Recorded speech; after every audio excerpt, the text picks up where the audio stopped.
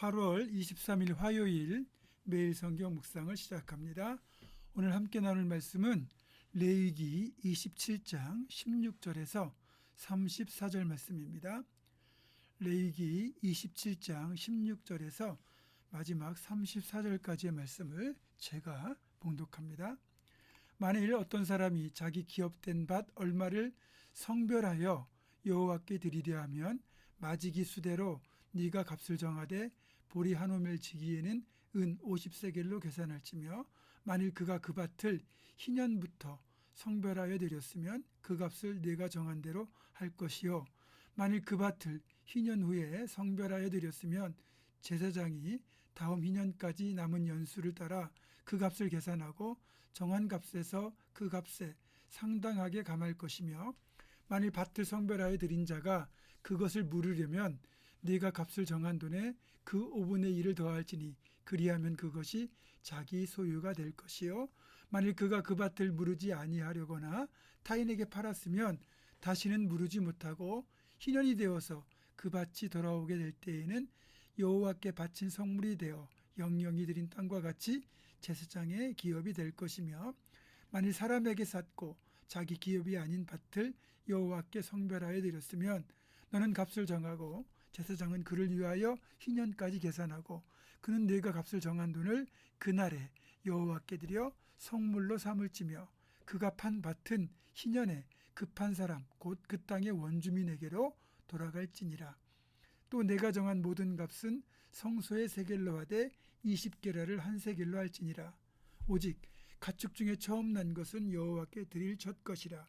소나 양은 여호와의 것이니 누구든지 그것으로는 성별하여 드리지 못할 것이며 만일 부정한 짐승이면 내가 정한 값에 그 5분의 1을 더하여 물을 것이요 만일 무르지 아니하려면 내가 정한 값대로 팔지니라. 어떤 사람이 자기 소유 중에서 오직 여호와께 온전히 바친 모든 것은 사람이든지 가축이든지 기업의 밭이든지 팔지도 못하고 무르지도 못하나니 바친 것은 다 여호와께 지극히 거룩함이며 온전히 바쳐진 그 사람은 다시 무르지 못하나니 반드시 죽일지니라.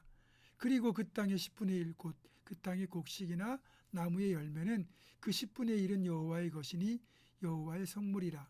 또 만일 어떤 사람이 그의 11주를 물으려면 그것에 5분의 1을 더할 것이요 모든 소나 양의 11주는 목자의 지팡이 아래로 통과하는 것에 10번째의 건마다 여호와의 성물이 되리라. 그 우열을 가리거나 바꾸거나 하지 말라. 바꾸면 둘 다 거룩하리니 무르지 못하리라.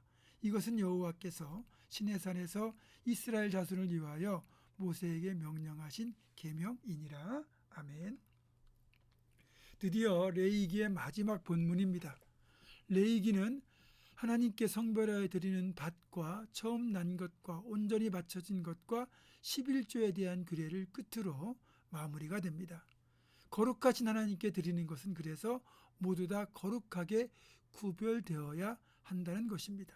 먼저 16절에서 25절은 하나님께 밭 일부를 성별하여 드리는 규정입니다. 희년, 그러니까 50년을 기준으로 하여 그 밭에서 거둘 수 있는 보리 소출을 따져서 보리 한 호멜지기에 은 50세겔을 드리도록 하고 드렸다가 그것을 무르게 될 경우는 그 정한 값의 5분의 1을 가산하여 하나님께 드려야 땅을 되찾도록 명령하셨습니다. 또 밭을 무르지 않고 타인에게 팔았으면 희년이 되어도 자신에게 돌아오지 못하도록 함으로써 어느 정도 강제성까지 부여하셨습니다. 그 이유는 드릴 때의 마음이 쉽게 바뀌는 우리로 하여금 끝까지 하나님 앞에 그 마음을 유지하기를 원하시기 때문입니다. 그만큼 드릴 때도 자원하여 드리고 또 신중해야 되는 것을 잘 보여줍니다. 또 26절과 27절에서는 가축의 처음 난 것은 하나님께 드리라고 명령합니다. 이는 이스라엘 백성이 출애굽하기 직전, 그러니까 마지막 10번째 재앙이 이집트에 임할 때 사람의 장자와 가축의 첫 새끼를 다 죽이시는 재앙 가운데서도 이스라엘 백성의 장자와 가축의 첫 새끼는 지켜주신 것을 기억하여 이것들이 다 하나님의 것임을 잊지 말도록 하기 위함입니다. 28절과 29절에서는 어떤 사람이 자기의 소유 중에서 그것이 사람이든지 가축이든지 밭이든지 그 어떤 것이든지 하나님께 온전히 바친 것은 절대로 물을 수 없다는 것을 말하고 있습니다. 여기에서 온전히 바친 것이라는 이 말은 히브리어로 헤렘인데, 헤렘의 의미는 하나님의 진노를 받아 반드시 죽어야 되는 제물을 말합니다. 이런 헤렘이 있어야 하나님의 진노를 면하게 되는 것이고, 이런 헤렘을 통해 우리가 하나님의 진노에서 벗어나 살 수 있거든요. 이것이 신약으로 가면 십자가 위에서 하나님의 진노를 감당하신 예수 그리스도를 상징합니다. 그러니까 예수님께서 하나님께 온전히 바쳐진 헤렘이 되셨기에 우리가 하나님의 진노를 면하고 살게 된 것입니다. 이 사실을 잊으면 온전히 바친 것이 될 수 없다는 겁니다. 마지막으로 30절에서 33절은 11조에 대한 명령이 실려 있습니다. 11조는 우리 신앙인들에겐 때로는 기쁨으로 드릴 수 있는 것이기도 하지만 어떤 이들에게는 무거운 짐과 같은 명령이기도 합니다. 그런데 솔직히 10의 10 모든 것이 하나님으로부터 온 것 아니겠습니까? 하나님께서 일할 수 있는 건강 주시고 직장 주시고 사업장 주시고 일터 주셔서 우리가 소득 올릴 수 있는 거잖아요. 그렇게 우리에게 능력도 주시고 돈 벌 수 있는 기회를 주셨기 때문에 결국 우리가 얻는 모든 것이 주님께로부터 온 것이고, 그래서 10의 10을 다 드려도 사실은 하나님의 은혜를 갖기에는 부족하다는 겁니다. 하나님은 그 사실을 우리가 인정하는 증표로 10분의 10이 아니라 10분의 1만을 요구하신 거예요. 그리고 그 10분의 1을 우리가 온전히 드리면 하나님은 더 큰 복으로 갚아주십니다. 하지만 이 사실을 깨닫지 못하면 온전한 11조를 드리는 게 결코 쉽지 않습니다. 게다가 소득이 늘어나서 11조 액수가 증가하게 되면 더 잘 드릴 수 있을 것 같죠? 쉽지 않습니다. 11조의 절대 금액이 커지다 보니까 부담도 더 커져요. 그래서 더 드리기가 어려워집니다. 따라서 11조는 어려서부터 배워야 되고, 또 소득을 올리게 되는 처음부터 아예 10분의 1이 하나님의 것이라고 여기고 떼어 놓아야 됩니다. 그래야 11조가 몸에 뱄니다. 그리고 11조는 하나님께 드리는 것이지만 하나님은 그것을 가지고 교회 공동체를 운영하는 재정으로 사용하도록 하셨습니다. 11조로 드려진 헌금으로 교회는 교역자의 생활을 책임지고 믿음의 다음 세대를 양육하는 교육비를 집행하고 교회 건물을 유지하고 관리하고 또 가난하고 어려운 이를 돌보고 복음을 전하는 선교사들의 선교비를 돕는 데 사용하게 됩니다.